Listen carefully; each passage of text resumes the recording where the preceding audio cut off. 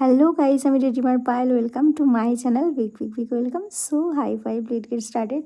তো এটা ছিল দীপান্বিতা লক্ষ্মী পুজোর ব্লগ। তো জানি আমি একটু দেরি হয়ে গেল দিতে, তো সবাইকে প্রথমে একটু সরি বলে নিচ্ছি গাইস। তো যাই হোক, ফার্স্টেই আমি আজকে সকালবেলা মানে আর কি সোমবার দিন সকালবেলা উঠে সব পুজোর যত বাসন ছিল সেগুলোকে সব মেজে ধুয়ে নিয়েছিলাম, আর একটু মুছেও নিয়েছিলাম, যেহেতু পুজো বলে কথা, যতই ধোয়া থাকুক আগের বছর পুজোয়। তারপরে একটু দূর্বা তুলসী পাতা তুলে নিয়েছিলাম। আর বাড়িতে দেখতেই পাচ্ছ ফল আসা অলরেডি স্টার্টও হয়ে গেছে, আর বাবা সব ফল টল কিনে রেডি করছে, এক এক করে ধুয়ে টুয়ে সব গুছিয়ে রাখা কমপ্লিট। তারপরে সন্ধেবেলা দিদা এসেছিলো। দিদার নাড়ুটা খুব ভালো বানায়, তো গুড়ের নাড়ু আর চিনির নাড়ু দুটোই হয়েছিল বাড়িতে। আর এই যে আমাদের কিন্তু গুড়ের নাড়ু এবং চিনির নাড়ু দুটোই কিন্তু রেডি। মা, দিদি আর আমি আর দিদা মানে আর কি 3-4 জনে মিলে ওটাকে বানিয়েছিলাম। তো তারপরে পরের দিন সকালবেলা একটু আলতা পরে নিলাম, তাহলে পাটা বেশ মা লক্ষ্মী লাগে। আর কাদের কাদের বাড়িতে এই নিয়মটা আছে একটু বলো। মা লক্ষ্মী আর হচ্ছে নারায়ণ আর ধনকুবেরের পুতুল বানিয়ে 3টে কালার দিতে হয়। ধনকুবের হলুদ, মা লক্ষ্মী লাল এবং নারায়ণের কালারটা দিতে হয় নীল কালার।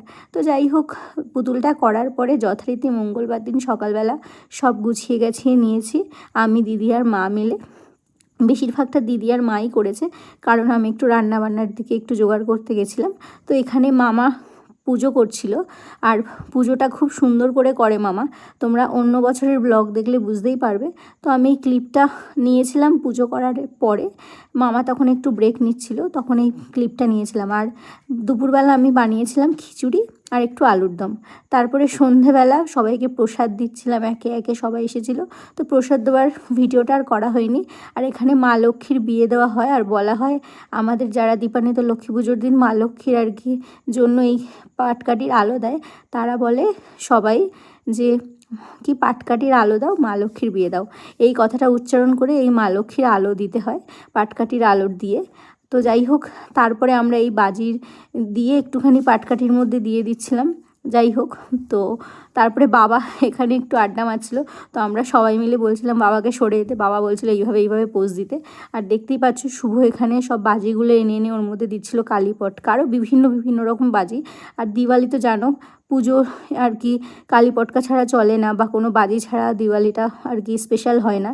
তো যাই হোক, ওটা করার পরে আমরা চলে গেছিলাম পিসির বাড়ির আর কি ঠাকুরটা দেখতে। কত সুন্দর সাজিয়েছে দেখো, মা লক্ষ্মী যেন একেবারে বিরাজমান।